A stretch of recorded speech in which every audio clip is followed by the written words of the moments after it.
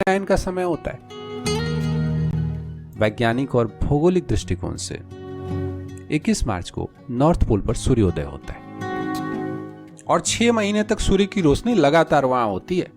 इसलिए north pole पर यानी उत्तरी अक्षांश पर 6 महीने का दिन होता है और इसके बाद 6 महीने यानी 23 सितंबर को उत्तरी ध्रुव पर सूर्यास्त होता है और जब यहां सूर्यास्त होता है तब दक्षिणी ध्रुव पर सूर्योदय होता है। फिर यहां दक्षिणी ध्रुव पर सूर्य की किरणें 6 महीने रहती हैं और इस प्रकार इन दोनों ध्रुवों पर 6 महीने के दिन और 6 महीने के रात होते हैं।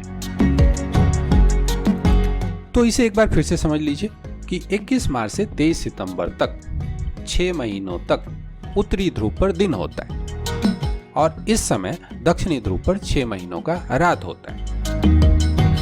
इसके विपरीत 23 सितंबर से 21 मार्च तक जब दक्षिणी ध्रुव पर 6 महीने का दिन होता है तब उत्तरी ध्रुव पर 6 महीने का रात होता है।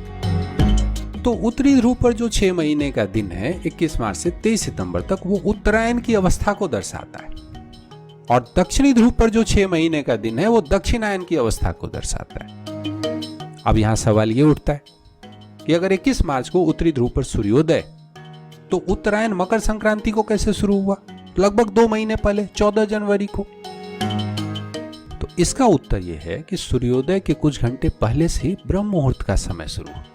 समय लगभग बीच का जो समय है वहीं से ब्रह्म मुहूर्त शुरू होता है। इन कुछ तिथियों को ध्यान से देखिए। 21 मार्च और 23 सितंबर को दिन और रात बराबर होते हैं क्योंकि यहां पृथ्वी का उत्तर से दक्षिण और दक्षिण से उत्तर की ओर ट्रांसफॉर्मेशन हो रहा होता है। 21 जून को सबसे बड़ा दिन होता है क्योंकि इस समय पृथ्वी का उत्तरी भाग नॉर्दर्न हेमिस्फीयर पूरी तरह सूर्य की ओर होता है और इसके विपरीत 22 दिसंबर को सबसे बड़ी रात होती है क्योंकि इस समय पृथ्वी का दक्षिणी भाग सदर्न हेमिस्फीयर पूरी तरह सूर्य की ओर होता है। तो इसे ऐसा समझें कि 21 मार्च सूर्योदय है, उसके बाद 21 जून बिल्कुल दोपहर है, यहाँ तेज धूप है, ये समर सीजन होता है। फिर इसके बाद 23 सितंबर को सूर्यास्त है और फिर 22 दिसंबर को पूरी तरह रात है, ये मध्य रात्रि है, ये ठंडी का समय होता है। और उसके बाद फिर मकर संक्रांति है जो 14 या 15 जनवरी को आता है। ये ब्रह्म मुहूर्त है क्योंकि यहां से फिर सूर्योदय 21 मार्च आने लगा। तो इस विश्व की जो पूरी एक वर्ष की सूर्य की परिक्रमा की प्रक्रिया है मकर संक्रांति उसका ब्रह्म मुहूर्त है। इसलिए मकर संक्रांति बहुत ही महत्वपूर्ण तिथि है। इसलिए कैलेंडर ईयर के हिसाब से 1 जनवरी बिल्कुल ठीक है न्यू ईयर के लिए, नव वर्ष के लिए। पर आध्यात्मिक, भौगोलिक और वैज्ञानिक दृष्टिकोण से देखा जाए तो मकर संक्रांति को ही नव वर्ष का शुरुआत कहा जाना चाहिए क्योंकि हमारी पृथ्वी का पूरा जो 1 वर्ष का साइकिल है, पाथ है, उसकी शुरुआत मकर संक्रांति से है। इसलिए अगर यह कहा जाए कि पृथ्वी की परिक्रमा है जो सूर्य की पूरे 365 दिनों की, उसे अगर एक दिन रात के 24 घंटे के समान माना जाए तो इसकी शुरुआत मकर संक्रांति से ही लगती है। इसलिए मकर संक्रांति नववर्ष का प्रारंभ है।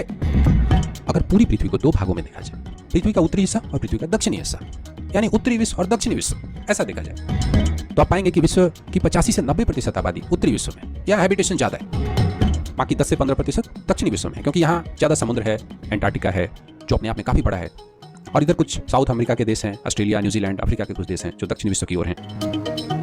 भगवान श्री कृष्ण ने इस उत्तरायण को प्रकाशमय कहा, सूर्योन्मुखी कहा। और जब हम आज की स्थिति से देखें तो ये प्रकाशमय लगता है क्योंकि ये विश्व की लगभग 90% आबादी को प्रभावित करता है। सूर्य के उत्तरायण की अवस्था विश्व की लगभग 90% आबादी को दिन के रूप में प्रभावित करती है। भगवद गीता के अनुसार उत्तरायण शुक्ल पक्ष है, देव पक्ष है, और मकर संक्रांति की तिथि इसका शुभारंभ है। इसलिए मकर संक्रांति बहुत ही महत्वपूर्ण है और इसकी कई आध्यात्मिक कथाएं हैं जो इसके महत्व को और बढ़ाती हैं। एक कथा है कि आज के दिन ही शनिदेव ने काले तिल से अपने पिता सूर्य की पूजा की थी, इसलिए मकर संक्रांति के दिन काले तिल का काफी महत्व है। एक कथा के अनुसार आज के दिन यानी मकर संक्रांति के दिन सूर्यदेव अपने पुत्र शनिदेव के यहाँ आते हैं। शनिदेव मकर राशि के देवता है और इसलिए जब भगवान सूर्य अपने पुत्र के यहाँ आते हैं, उनके घर आते हैं, मकर राशि में आते हैं, तब उत्सव होता है, तब मनाई जाती है मकर संक्रांति। स्कंद पुराण की एक कथा के अनुसार आज के दिन ही भगवान शिव और भगवान विष्णु ने एक साथ नदी में स्नान किया और इसलिए इस दिन स्नान और दान का बड़ा ही महत्व है। भीष्म पितामह युद्ध में गिराए जाने के बाद भी प्राण नहीं त्यागा क्योंकि उन्हें इच्छा मृत्यु का वरदान था और सूर्य के उत्तरायण होने का इंतजार किया। युद्ध के खत्म होने के लगभग 2 महीनों के बाद जब मकर संक्रांति का दिन आया तब उन्होंने प्राण त्यागा। आज ही के दिन राजा भागीरथ, भगवान राम के पूर्वज राजा भागीरथ गंगा जी को पृथ्वी पर लेकर आए। यानी कि आज ही के दिन गंगा जी भगवान शिव की जटाओं में उतरी और वहां से गंगा जी पृथ्वी पर अवतरित हुई। और भी कई कथाएं हैं जो मकर संक्रांति के महत्व को बढ़ाती हैं। इसलिए मकर संक्रांति भारत का प्रमुख पर्व है। भारत के ज़्यादातर प्रांतों में तो इसे मकर संक्रांति के नाम से ही जाना जाता है, पर कुछ प्रांतों में इसके अलग अलग रूप हैं। जैसे बंगाल में इसे पौष संक्रांति के रूप में मनाया जाता है। हरियाणा और पंजाब में एक दिन पहले लोहड़ी के नाम से मनाया जाता है। उत्तर प्रदेश और बिहार के कुछ भागों में खिचड़ी पर्व के नाम से जाना जाता है। महाराष्ट्र में तिलगुड़ के नाम से जानते हैं। असम में माघ बिहू के नाम से इस पर्व को मनाते हैं। तमिलनाडु में पोंगल के रूप में इसे मनाया जाता है। गुजरात उत्तराखंड में उत्तरायण कहा जाता है। अलग अलग नाम है इसके अलग अलग प्रांतों में। और इस अवसर पर आसमान रंग बिरंगे पतंगों से भर जाता है। विश्व के और भी कई देशों में, नेपाल में माघी संक्रांति और कई देशों में जैसे Bangladesh, Thailand, Myanmar, Cambodia, Sri Lanka में ये पर्व अलग अलग नामों से मनाया जाता है। वर्तमान समय में मकर संक्रांति 14 जनवरी को मनाई जाती रही है, पर अब आने वाले कुछ दशकों तक ये 15 जनवरी को मनाया जाएगा। ऐसा पृथ्वी और सूर्य के बीच जो समय का समन्वय है उसके कारण है। देखिए, कोई देवता दिखे ना दिखे, पर सूर्य देव तो दिखते हैं। भगवान आदित्य जो रोज प्रत्यक्ष रूप से दिखते हैं। सूर्य की रोशनी के बिना जीवन की कल्पना असंभव है।